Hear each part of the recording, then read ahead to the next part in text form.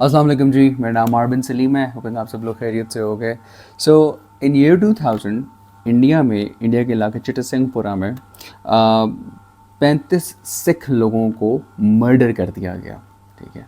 और जब इसके ऊपर जो है रिटेलिएशन स्टार्ट हुई तो इंडियन गवर्नमेंट ने जो हमेशा से कहती है जी पाकिस्तान के ऊपर इसका ब्लेम डाल दो, पाकिस्तान को ब्लेम कर दिया कि जी पाकिस्तान ने ये किया।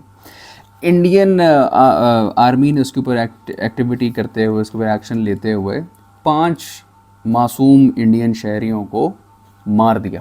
ठीक है, 5 मासूम शहरियों को इंडिया ने मार दिया और उसके ऊपर इंडिया के उस इलाके के लोगों ने प्रोटेस्ट किया कि भाई दे वर इनोसेंट पीपल, दे वर ऑर्डिनरी सिटीजन्स है जिनको आपने मार दिया। 2002 में उसके ऊपर जो है एक इन्वेस्टिगेशन जो है उस टाइम के जो चीफ मिनिस्टर थे उन्होंने स्टार्ट करवाई एंड इट वाज फाउंड के 3 police officers, 2 Indian doctors, they were involve in फॉल्सिफाइंग the DNA of Kashmiris, ताकि वो जो है वो लग सकें कि जी वो 5 लोग जो मारे थे वो सही थे, those were the ones who had to be killed. यानी कि 5 मासूम लोगों की जान सिर्फ इस वजह से ले ली बिकॉज एक नैरेटिव बिल्ड करना था कि हमने जो है अपना बदला ले लिया जिन लोगों ने भी ये 35 सिख लोगों को मारा है। So this is the mind set that India has been operating with. It's nothing new. ये जो पहलगाम का वाक़या हुआ है, सबसे पहले इसकी बहुत मतलब it is so heart wrenching.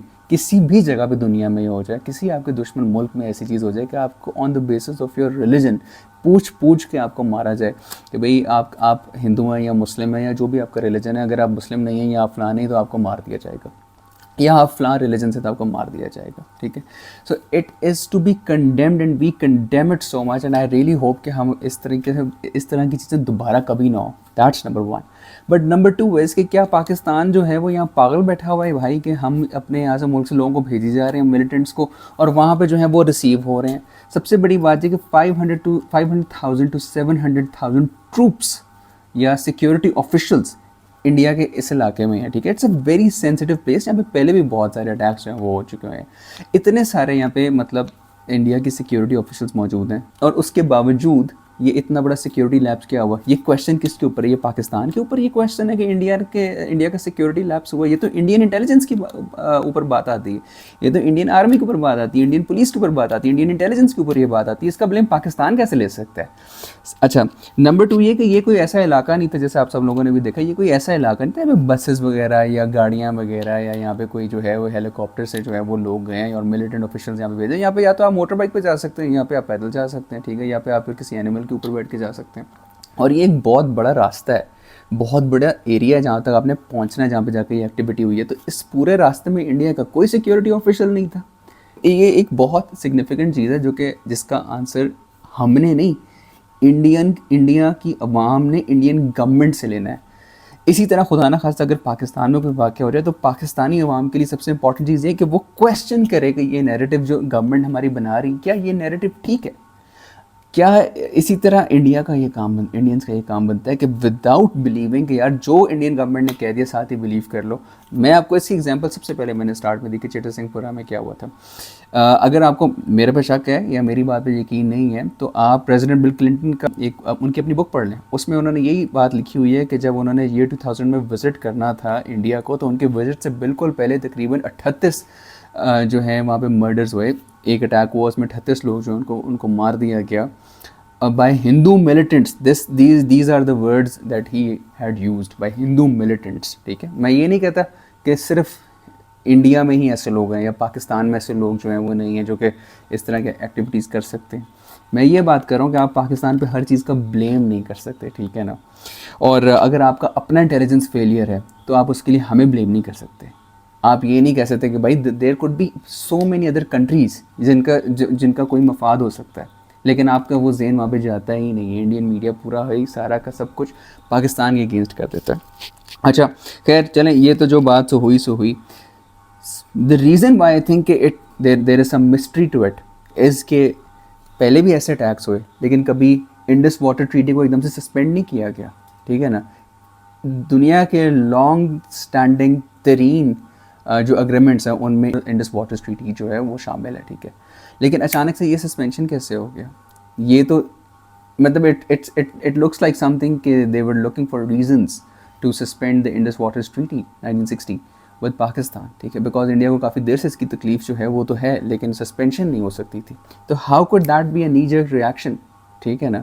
आपने एक चीज़ को इन्वेस्टिगेट किया नहीं है, you are not certain about it, how could you just suspend that you know years long, decades long treaty with Pakistan, and you can't even take a unilateral action. This was brokered by the World Bank, and if the World Bank has any sanctity left, तो ये नहीं हो पाएगा, ठीक है। The other thing is कि Indus water treaty is very important for Pakistan as well. भाई उसमें तकरीबन ये है कि हमें बचपन में हम पढ़ते होते थे, अभी हमें बड़े होकर जो है इसकी सिग्निफिकेंस ज़रा ज़्यादा समझ आई है कि 6 तकरीबन जो है वो रिवर्स हैं जिसका जो वाटर फ्लो है वो कंट्रोल होता है through Indus water treaty.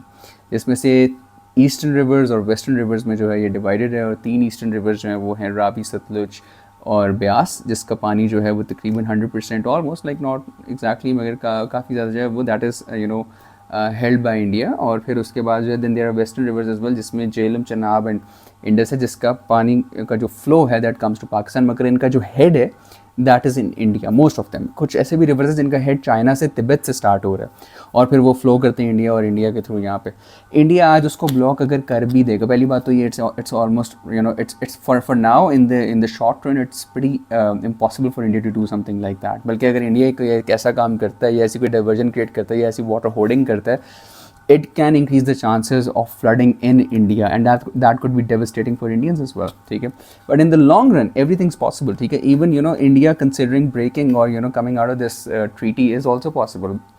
So ये भी थोड़ा सा है पाकिस्तान के लिए। उसके अंदर बात एक बहुत इंपॉर्टेंट है, वो ये कि भाई हम लोगों ने अपने वाटर रिजर्व्स बिल्ड करने के लिए क्या किया, हम लोगों ने अपने वाटर डैम्स जो बिल्ड करने थे टू स्टोर वाटर, और उसके लिए क्या किया, because now we are in a vulnerable situation. If India has said something like that, you know that mean that an idea is kind of getting formed in their mind कि अब हमने इसको कैसे इंप्लीमेंट करना है, ठीक है। And Pakistan के लिए भी इट्स इंपॉर्टेंट कि अब हमने इसको कैसे जो है प्रिवेंट करना है या कैसे इस पर ऑफेंसिव एक्शन जो है वो लेना है in through the diplomatic channels and through the government channels.